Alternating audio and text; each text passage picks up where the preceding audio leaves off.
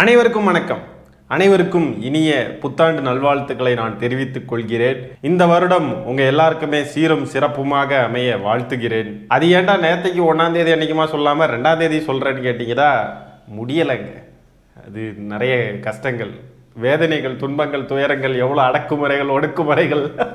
சும்மா சொன்னேங்க, சும்மா ஒன்றும் இல்லை. தாவேக்கா தலைவர் விஜயா நம்ம சும்மா வாய்க்கு வந்ததெல்லாம் அடிச்சு விட்டுக்கிட்டு இருக்கிறதுக்கு. சரி, இந்த புத்தாண்டை நாம் எப்படி ஆரம்பிக்க போகிறோம்னு பார்த்தீங்கன்னா, இந்த தற்குறிகளை மிதித்து புத்தாண்டை நாம் ஆரம்பிப்போம் மக்களே.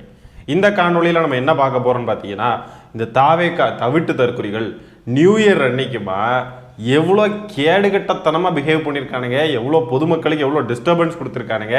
எனக்கு வாயில் வருதுங்க நிறைய.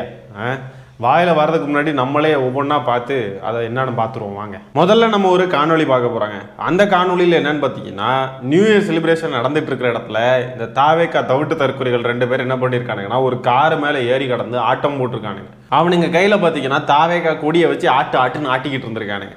அந்த காருடைய ஓனர் ஒரு பெண்மணி, அவங்க நின்று அழுதுகிட்டு இருக்காங்க, என்ன பண்ணுறதுன்னு தெரியாமல். இவனுங்களை சமாளிக்க முடியாது, இவங்களை இறங்குன்னு சொன்னால் அடிச்சு போடுவானுங்க, கடிச்சு போடுவானுங்க.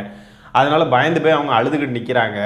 அந்த காரில் மேலே ஏறி நின்று காரோடைய அந்த அப்பர் இது இருக்குல்லாங்க, அந்த டாப்பு ஏரியா, அதை மொத்தமாக மிதித்து நசுக்கிட்டானுங்க. என்னங்க இவனுங்களை பண்ணுறது? இங்கே பாருங்களேன்.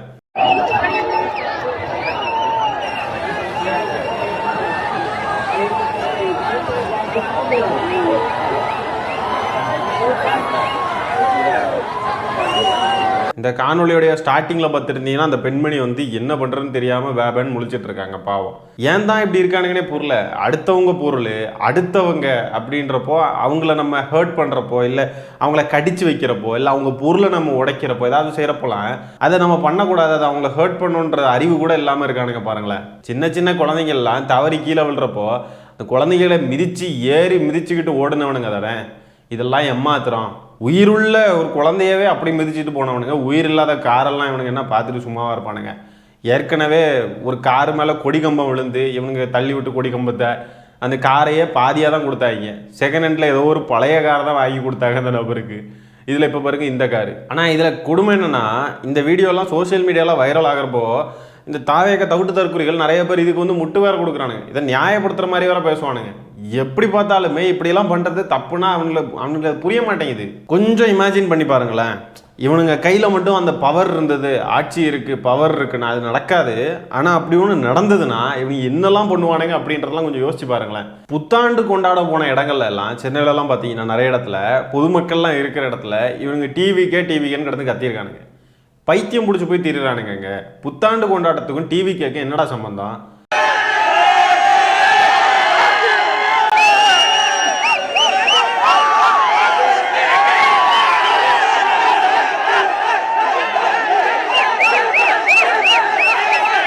பிற கட்சி கூட்டங்கள் நடக்கிறப்போ அங்கே போய் கொடியை தாட்டி டிவிக்கேன்னு கத்துறானுங்க.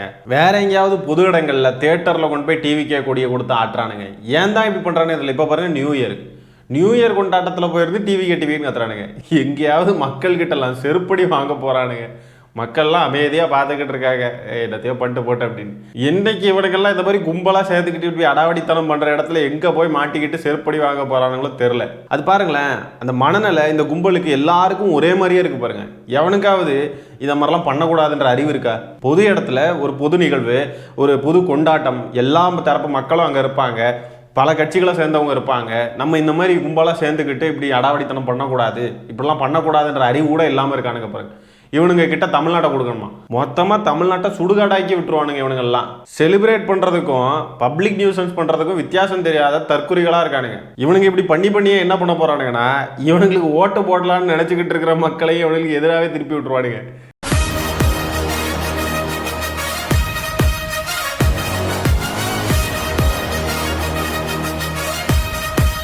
லாஜிக்கே புரியல. புத்தாண்டு கொண்டாட போகிற இடத்துல போகிறதுக்கு முன்னாடியே வந்து டிவிக்கு கூடி எடுத்துகிட்டு போவோம் அப்படின்ட்டு ப்ரிப்பேர் பண்ணி வந்திருக்கானுங்க பாருங்களேன். அறிவு கட்ட முட்டா பயலுங்க. எந்த இடத்துக்கு நம்ம எப்படி போகணும், எதுக்கு போகிறோம், என்னத்துக்கு போகிறோம், எந்த அறிவுமே கிடையாது.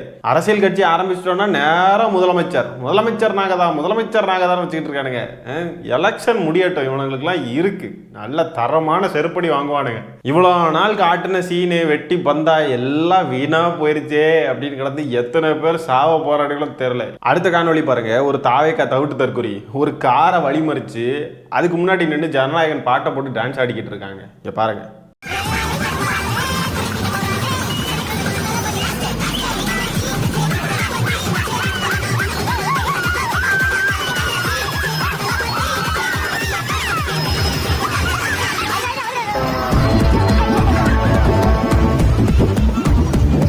நல்லா ஆட்டம் போட்டான், காரை வழிமறிச்சு. காவல்துறையினர் வந்ததும் எடுத்தான் பாருங்க ஓட்டம், ஆளையே பிடிக்க முடியாது அந்த மாதிரி ஓடிவிட்டான். காரை வழிமறிச்செல்லாம் டான்ஸ் ஆடுறானுங்கன்னா பாவம் சில்லறை காசு ஏதாவது எதிர்பார்க்குறாங்க போல.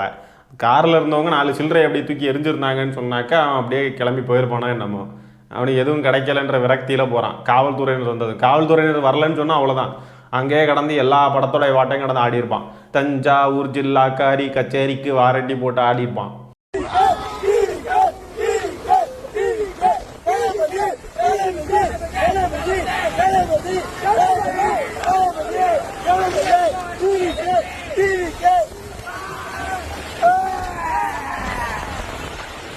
நியூ இயர் நைட் அதுவுமா டிவிக்கு போயிட்டு இருக்கானுங்க கார்ல.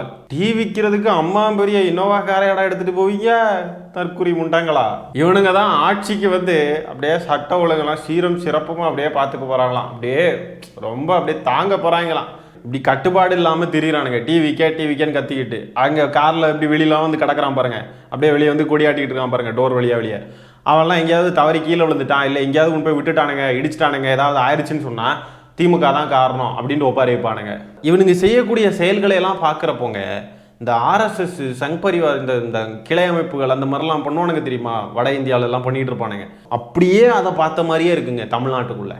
தமிழ்நாட்டில் ஒரு ஆர்எஸ்எஸ் உடைய கிளை வந்து உருவாகிருக்கு, தாவேகான், அவ்வளோதான். இப்படி ஒரு தற்குறி முட்டா பயலுக கூட்டத்தை வச்சுக்கிட்டு இவர் ஆட்சிக்கு வருவேன்னு கனவு கண்டுகிட்டு இருக்காரு தாவேகா தலைவர் விஜய் அவர்கள். அத்தனை பப்ளிக் நியூசன்ஸ் பண்ணக்கூடிய ஒட்டுமொத்த முள்ளமாரிகளுமே இந்த ஃபேன் கிளப்ல இருந்து தான் வரானுங்க. இதுல பாட்டு வேற, ஒருத்தனும் வாரானே திருத்திட போறானேன்னு. முதல்ல இவருடைய ரசிக குஞ்சுகளே இவரால் திருத்த முடியல, இதுல இவர் இங்க என்னத்தை திருத்த போறாரா? இங்க எல்லாம் நல்லா தான் இருக்கு. அடுத்த வருடம் புத்தாண்டுக்கெல்லாம் இந்த கட்சி இருக்குமான்னு தெரில, தாவேக்கான்ற கட்சி. இது என்ன தெரியுமா பண்ணுவானுங்க, இதை லைட்டாக கட் பண்ணி எடுத்து வச்சுப்பானுங்க. அடுத்த வருஷம் 1ஆம் தேதி வரப்போ என்ன பண்ணுவானுங்க தெரியுமா, நம்ம பேசின இந்த கிளிப்பிங்க அவனாவது எடுத்து போட்டு பாருங்க, இப்படியெல்லாம் பேசினாங்க நம்ம ஹேட்டர்ஸ், நெகட்டிவிட்டி ஸ்ப்ரெட் பண்ணாங்க, நம்ம இத்தனை நாள் கட்சி ரன் பண்ணி கொண்டு வந்துட்டோம் பார்த்தீங்களா, அவங்க சொன்னதெல்லாம் இல்லை பாருங்க அப்படின்ட்டு கடந்து ஒப்பாரி வச்சு அழுவானுங்க. சின்ன பிள்ளைத்தனமாக இருக்குங்க இவங்க பண்ணுறதெல்லாம். இவங்க தலைவர் என்னன்னா மேடையில் போய் இறங்கிட்டு எங்களுக்கு தப்பாக பேச தெரியும், பேச வேண்டான்னு இருக்கோம், எங்களுக்கு உங்களை விட மோசமாக பேச தெரியும் அப்படின்லாம் பேசுகிறாப்புல.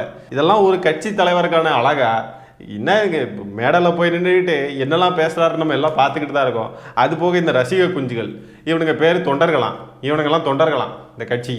இது ஒரு கட்சியும் கிடையாது, விஜய் அவர்கள் ஒரு தலைவரும் கிடையாது, இவனுங்கெல்லாம் தொண்டர்களும் கிடையாது. இந்த டப்பா வண்டியை தூக்கிட்டு தேர்தலுக்கு வந்திருக்காங்க. இந்த நொங்கு வண்டி இருக்கு பாருங்க, நொங்கு வண்டி சின்ன வயசுலலாம் செஞ்சு 2 நொங்கை அப்படியே வச்சுக்கிட்டு அதில் கம்பு எடுத்து சொருகி ஓட்டிக்கிட்டு போவோம் பாருங்க. அந்த நொங்கு வண்டியை கொண்டு போய் பைபாஸில் விட்டுட்டு நான் போயிடுவேன்டா, ஒரு 4000 கிலோமீட்டர் தாண்டி போவேன்டா அப்படின்னு சொன்னால் எப்படி இருக்கும்? அந்த மாதிரி தான் வந்து நிற்கிறானுங்க. அதெல்லாம் வெறும் அட்டை, தட்டுனா விழுந்துடும். விஜய் அவர்கள் அன்னைக்கு ஏர்போர்ட்டில் விழுந்த மாதிரி. மீண்டும் உங்கள் அனைவருக்கும் என் சார்பாக இனிய புத்தாண்டு நல்வாழ்த்துக்களை தெரிவித்துக் கொண்டு இந்த காணொளியை நான் நிறைவு செய்கிறேன். நன்றி, வணக்கம்.